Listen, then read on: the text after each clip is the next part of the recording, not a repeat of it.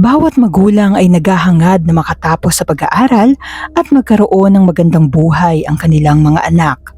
Sa mahal ng matrikula sa kolehiyo ay napakalaking kaluwagan kapag ang anak ay nabigyan ng scholarship. Subalit minsan, ang pagpapanatili ng scholarship ay nagdudulot ng matinding pressure. Sinong mag-aakala na ang matinding pressure na ito ay mag-uudyok para tapusin ang isang buhay?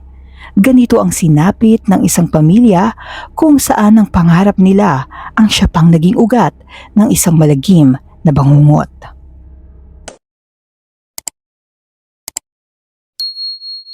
Si Brenda K. Powell ay isang child life specialist na naninirahan sa Ohio, USA mula noong dalagita pa siya. Nakapagtapos siya sa isang universidad at nagtrabaho sa isang children's hospital sa loob ng 28 taon. Inilarawan si Brenda ng malalapit sa kanya bilang maalalahanin at mapagkalinga sa mga pasyente at sa sarili niyang pamilya. Bagamat madalas nakatuon sa trabaho, ay napaglalaanan niya ng sapat na panahon ang kanyang asawa at mga anak. Sa kasamaang palad ay maagang mamamaalam ang mapagmahal na ina at may kinalaman dito ang sarili niyang anak. Si Sydney Powell ay anak ni Brenda at Steve Powell. Isa siyang mahusay na mag-aaral noong siya ay nasa high school. Bukod sa matataas na mga marka, ay aktibo rin siya sa sports tulad ng soccer at lacrosse. Proud na proud kay Sydney ang kanyang mga magulang. Nang makatapos ng high school, pinili ni Sydney ang Mount Union University para sa kolehiyo dahil gusto niya na malapit pa rin siya sa kanilang tahanan. 1 oras lamang ang biyahe mula campus hanggang sa kanilang bahay. Dahil sa kanyang dunong, si Sydney ay isa sa mga piling mag-aaral na nabigyan ng Presidential Scholarship. Malaking katipiran ito sa bayarin ng kanyang mga magulang sa university. Pumasok sa kolehiyo si Sydney noong September ng taong 2018.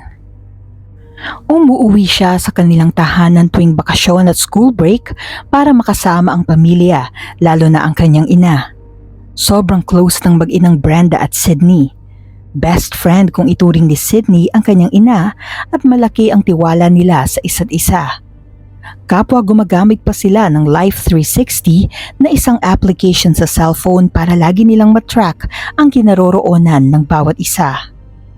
Kaya naman di lubos maisip ng mga nakapaligid sa kanila kung paano nagkaroon ng matinding lamat sa relasyon ng mag-ina na di na kailanman maaayos pa.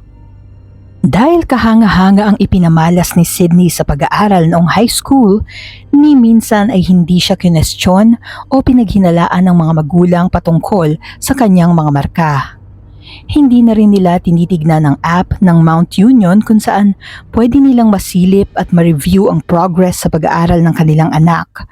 Malaki ang tiwala nila sa talino at abilidad ni Sydney. Nire-respeto rin nila ang privacy at kalayaan ng anak kaya di na nila ito masyadong pinapakialaman. Pagsapit ng summer ng 2019, umuwi sa bahay si Sydney at kumuha ng summer job sa Kids Zone ng isang local baseball team. Sa kanyang bakasyon ay wala man lang naikwento o naibahaging balita si Sydney tungkol sa kanyang mga karanasan sa kolehiyo. Linggid sa kaalaman ng kanyang mga magulang ay may problemang pinagdaraanan ang kanilang anak. Muling umuwi si Sydney para sa winter break noong December 2019. Doon ay nag-celebrate sila ng Pasko at Bagong Taon kasama ang kanyang pamilya na parabang wala siyang kaproble-problema. Sa kanyang pagbalik sa Mount Union University noong January 2020, isang malaking problema ang sumalubong sa kanya. Si Sydney ay na-expel sa university. 3 sa 4 na subjects niya ay bagsak. Isang written notice ang kanyang natanggap para sa kanyang suspension sa naturang universidad. Ayon sa college administrator na si Michelle Gaffney, sa oras na nasuspinde ang isang estudyante ay di na ito maaari pang manatili sa dorm. Bagamat nakasaad ito sa written notice na kanyang natanggap, patuloy pa ring tumitira si Sydney sa dorm ng university. Kasama niya doon ang kanyang best friend na walang kaalam-alam sa kanyang pinagdaraanan. Pagsapit ng February, nagpaalam si Sydney sa kanyang best friend na aalis na siya sa dorm dahil mayroon siyang aayusin. Pero ang totoo ay pinapaalis na siya ng university. Ayon sa admin, bukod sa sulat ay nakausap din nila si Sydney at doon ay ipinaliwanag nila ang sitwasyon.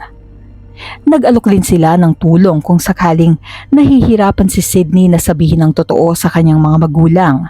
Pero kinumpirma niya sa admin na naiparating niya na ang balita sa kanyang pamilya. Subalit ang totoo ay walang kamalay-malay sa mga nangyayari ang kanyang mga magulang. Alam niyang malaki ang kumpiyansa sa kanya ng mga ito, kaya naman sinikreto na lamang niya ang problema sa kanyang sarili. Dahil di na siya maaaring manatili sa dorm, nag-check-in siya sa mga hotel para may matuluyan at para walang makahalata na di na siya nag-aaral. Sa una ay hindi pa kinukutuban ang kanyang mga magulang.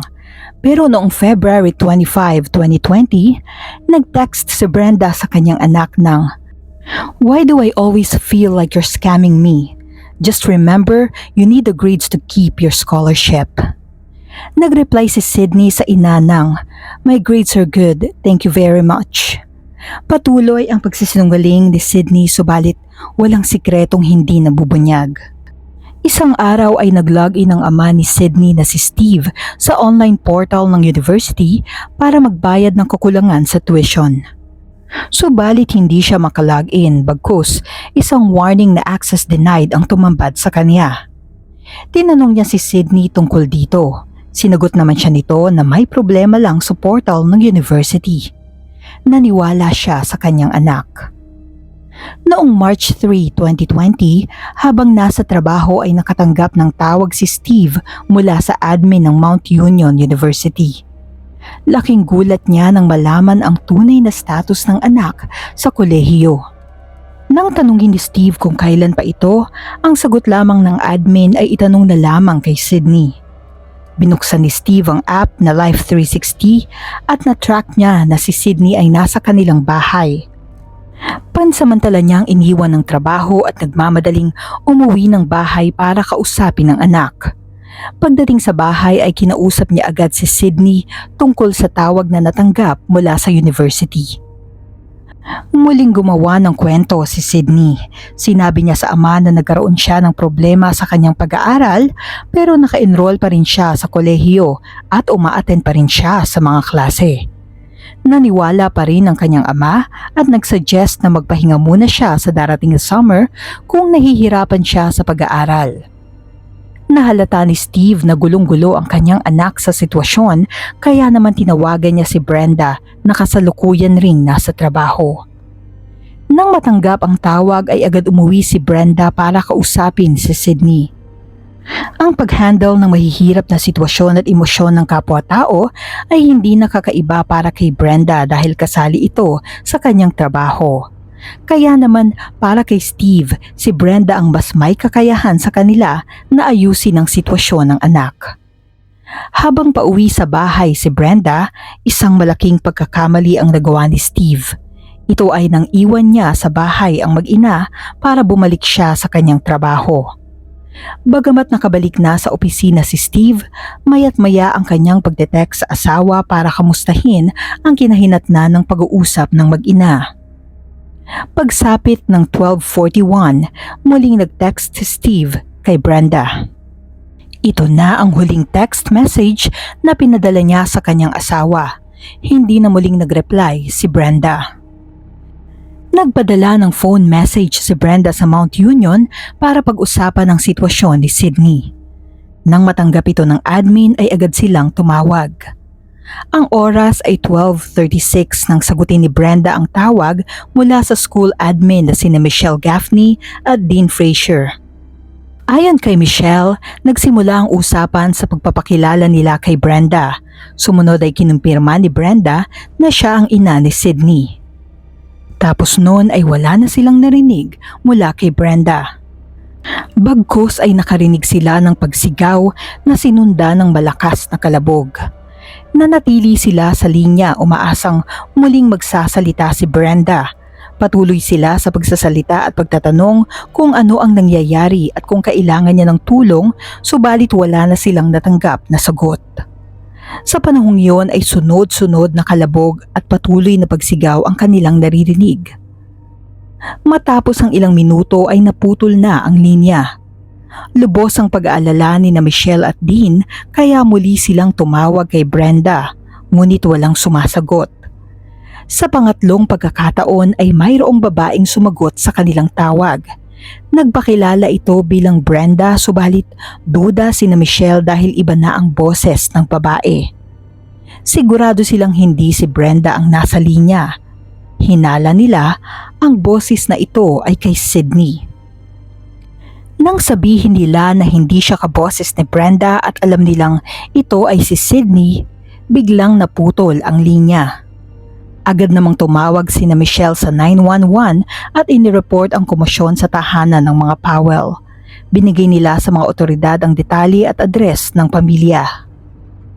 Bago pa man makarating ang mga otoridad sa tahanan ng mga Powell, isang tawag ang natanggap ni Steve mula sa kaibigang detective para ipaalam na may mga pulis na dinispatch sa kanilang bahay. Agad tumawag si Steve sa bahay na sinagot naman ni Sydney. Matapos magsinungaling sa mga magulang at magpanggap na si Brenda sa telepono, ay hindi pa tapos si Sydney sa kanyang palabas. Tinangka naman niyang pagtakpan ang tunay na pangyayari sa kanilang tahanan. Nang marinig sa ama na may paparating na mga pulis, ay biglang nag-hysterical si Sydney at sinabi na may nanloob sa kanilang bahay. Para maging makatotohanan ang kanyang kwento, ay binasag niya ang salamin ng bintana at sinabi niya sa mga pulis na kagagawan ito ng mga nanloob para makapasok sa loob ng bahay. Dagdag pa niya ay pinatakas siya ng kanyang ina. Pero hindi ito tumutugma sa natuklasan ng mga pulis. Malapit sa basag na bintana ay nakakita sila ng mga bakas ng dugo. Ibig sabihin ay nabasag lamang ito matapos mangyari ang krimen. Ayon sa mga pulis ay inabutan nilang nag-hysterical na si Sydney, subalit nang unti-unti na niyang mapagtanto ang malagim na pangyayari ay bigla siyang humiga at tumalungko sa sahig. Pero ano nga ba ang tunay na naganap sa tahanan ng mga Powell? Natagpuan sa master's bedroom ang isang cast iron na kawali. Sa tabi nito ay may steak knife na may bahid ng dugo. Mga kagamitang ginagamit mismo ni Brenda para ipagluto ang pamilya ang siya ring ginamit para tapusin ang kanyang buhay. Ayon sa resulta ng autopsy, multiple blunt and sharp force injuries ang ikinamatay ni Brenda. Dulot ito ng paulit-ulit na paghampas ng cast iron sa kanyang ulo. Nagdamo rin siya ng 23 saksak sa leeg. Mayroon ding mga tama ang kanyang braso, resulta ng pagdepensa niya sa sarili. Ang salarin sa pagkasawi ni Brenda ay walang iba kundi ang kanyang anak na si Sydney Powell. Tinangkaman niyang gumawa ng kwento, sa huli ay hindi na pinabulaanan ni Sydney o kahit sinong miyembro ng pamilya ang nagawa ng dalaga. Aminado ang lahat na kagagawa ni Sydney ang sinapit ng kanilang ilaw ng tahanan. Depensa naman ng mga attorney ni Sydney, naganap ang pag-atake habang siya ay nakararanas ng psychotic break. Ibig sabihin ay wala sa katinuan si Sydney para maunawaan na mali ang kanyang ginagawa sa oras na yun. Posible din daw na si Sydney ay may kondisyong schizophrenia base sa kanyang pag-iilusyon na pumapasok pa rin siya sa kolehiyo kahit kicked out na siya. Ayon kay Sydney, wala siyang matandaan sa mga pangyayari. Ang huling alaala niya sa ina ay nang nakaupo siya sa sofa habang kinocomfort siya nito. Sumunod ay tumayo siya at dumiretso sa basement. Matapos noon ay di na niya alam ang mga nangyari hanggang nagkamali na siya sa ospital. Ang kanyang paliwanag ay hindi umubra sa mga prosecutors. Ang pagpaplano na palabasing may ng loob sa bahay at paggawa ng kwento ay nagpapatunay na may kakayahan si Sydney na mag-isip noong panahong yun, kaya nakagawa pa siya ng paraan para makalusot. Ayon sa mga psychologist, ay nagpapanggap lamang si Sydney na may kondisyon sa pag-iisip para maabsuelto sa kaso. Sinang-ayunan ito ng mga jury. Noong September 20, 2023, ang 23-year-old na si Sydney ay nahatulan ng guilty sa mga kasong purposeful murder, felony murder, felonious assault, at tampering with evidence. Noong September 28, 2023, sinintensyahan si Sydney ng 15 taon hanggang habang buhay na pagkakakulong. Posible siyang makalaya sa edad na 38 years old. Wala nang nasabi pa si Sydney kundi ang matinding hagulgol na hindi na maririnig ng kanyang ina na nagmamahal sa kanya.